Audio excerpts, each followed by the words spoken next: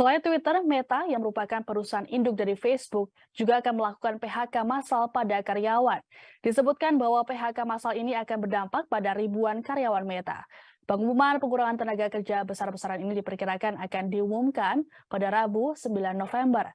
Untuk diketahui, Meta menaungi sejumlah platform seperti Facebook, Instagram, dan WhatsApp.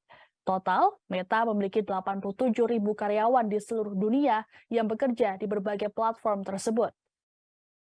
Dalam pengumumannya tentang hasil kuartal ketiga yang mengecewakan dari Meta, CEO Mark Zuckerberg mengatakan staf perusahaan tidak akan bertambah pada akhir 2023 dan mungkin sedikit berkurang.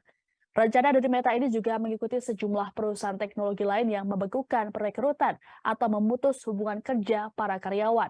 Hal tersebut dilakukan lantaran perusahaan-perusahaan tersebut tengah bergulat melawan hambatan ekonomi. Dilansir AFP, perusahaan Silicon Valley Stripe dan Lyft pada Kamis 3 November 2022 mengumumkan PHK skala besar.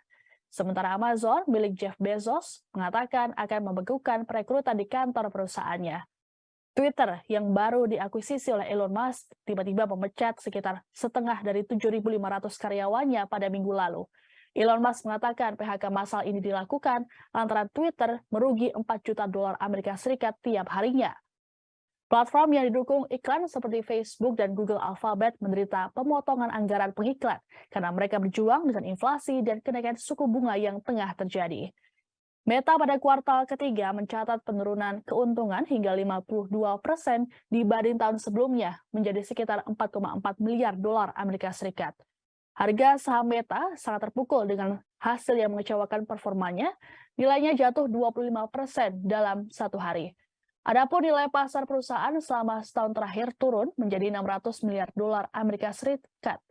Selain kemerosotan bisnis yang didukung iklan, investor khawatir tentang keputusan Zuckerberg untuk mencurahkan dana besar untuk mengembangkan metaverse.